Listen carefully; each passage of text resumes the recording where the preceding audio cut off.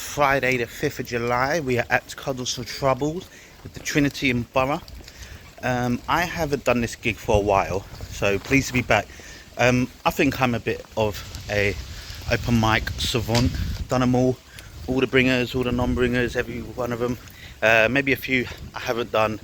I've done about 80% of them. There's a lot that grow all the time, who knows.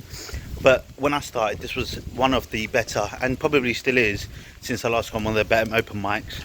Always great feedback, always good to garner the understanding of what you're doing from the feedback that everyone gives you.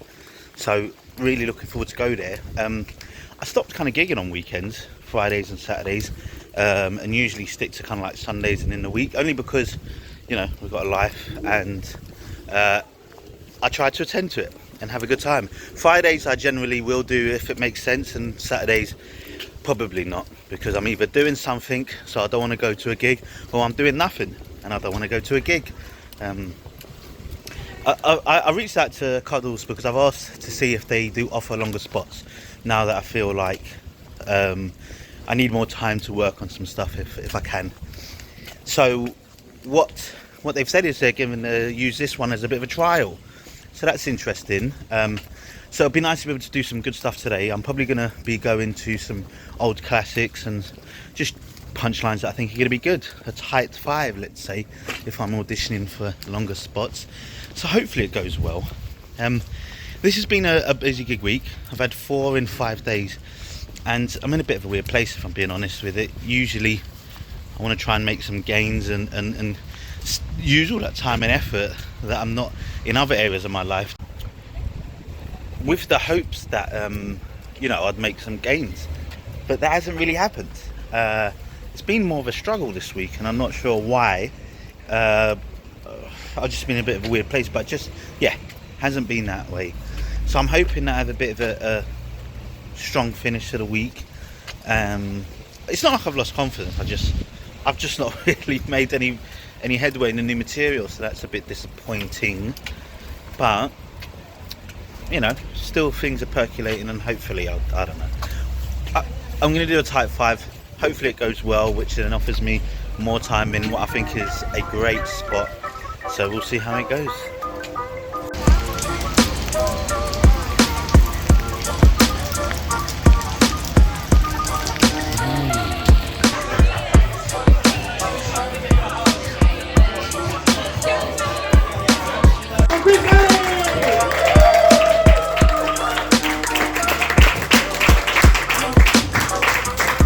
Hello my people, you alright? I've got to tell you a story, something happened to me today. True story. I'm 36 years of age. Hold your applause. And fucking haters that age, I mean, good skills. But you know, I've lived in London all my life, right? I've travelled all around the world, do you know what I mean? Marbella, Magaluf, everywhere. All the hot spots. Today is the very first day I ever got racially abused in public. At home's another story. My mum don't hold nothing back. Right, and the problem is, I think it was my fault, you know, because I was riding my bike, right, from work back to home, and I accidentally, the cars were quite close together, I accidentally nicked a little bit this black cab, right? So the driver, and I just want to make this clear, the driver was not black, but he just got really angry, and he was frothing at the mouth, "You fucking piece of shit, you cunt, blah blah blah." So obviously I said, "You're a cunt back." But what happened was, this isn't a funny story clearly, but we'll persevere, because it did happen. And so we go through this other than and he says he's got a hammer, so I shove up his ass. And so I carry on up to the lights, and he's just behind me, right? And I just hear him yelling at the back, so I look back and I just put my thumbs up, and he goes, "Go back to where you came from." You know, which was fucking really surprising, because I thought a black cab driver would know that Islington, North London was fantastic. You know? Actually, yeah, no, it actually happened, it was really weird, but does anyone here know who Joe Wicks is? Yeah, Joe Wicks, yeah? For those that don't know, right, he was this guy who got really famous during the pandemic, because online he was teaching the nation how to get fit and speak English poorly. He got into some trouble recently, right, because he put out this tweet that said that the reason why there's a rise in ADHD in young kids is because of processed foods, which is obviously nonsense, you know. It was a COVID vaccine. But I grew up a fat kid, and now I'm a fat adult. I'll be honest, I did not see that coming. Like when you're a fat kid, right, all people tell is you'll grow out of it, innit? Grow out of it? I grew around it. What are you fucking talking about? Do you know what I mean? Like, when I tell people how much I weigh, they're like, oh, you hold it well. What does that even mean? You know what I mean? That's something you tell a camel. Being. And the thing is, like, when I tell people I'm fat, they're actually quite nice to say, you're not fat, Chris. Like, do you guys think I'm fat? No. It's disappointing for me. Yeah. Because, like, I think people not knowing you're fat is like the worst level of fat to be, when no one notices. You know what I mean? Because, like, I want to be recognised as fat for, like, things of being late. You know?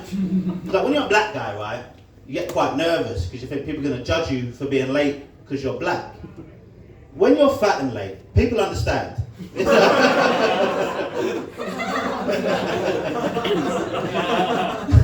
I know I'm fat because, like, people always come up to me and they're like, hey, what's going on, big man? I'm 5'8", you know, what else is big about me? Absolute fucking nonsense. The football on, right? We got any football fans in the house, we said earlier? Yeah? Yeah, it's coming home, please. We hope. But I'm a big football fan, me. Big football fan. Trying to become a medium-sized football fan, you know. Still holding on to that Christmas weight since I was 12. But you might have heard about this, right? The Premier League recently released this list of the most influential black people in football, right? So, you know, really good stuff. It's players like Rashford and Saka and the other one that missed.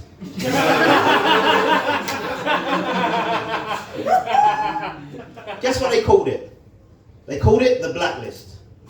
I know, look, I know it's massively offensive, but that's not even my problem, right?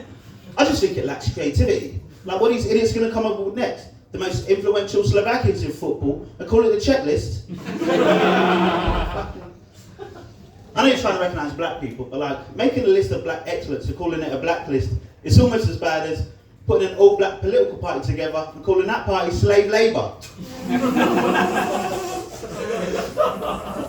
Oh, that's a good fucking joke, alright? That shit. Fucking something too.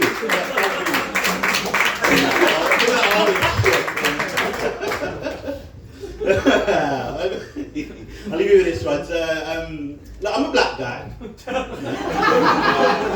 as you can tell, but I was speaking to this vegan in Whole Foods who told me that me calling myself black is actually a self-identifying preference. I'll be honest, I've got no clue what they then was talking about. You see, because all my life I thought I was born black. I didn't realise it was preference. Yeah? I mean, if it was a preference, then I'd have one of those big black dicks, you know what I'm saying? Fucking like the Rock and shit, you know? My jug looks like 3 new potatoes just huddled together. That's what I chose to finish on. You guys are absolutely wonderful. Thank you for telling me.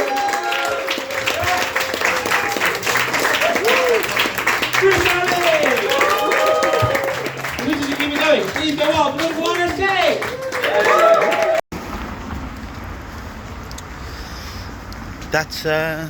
That was a very fun gig with me wearing my hat during fucking summer.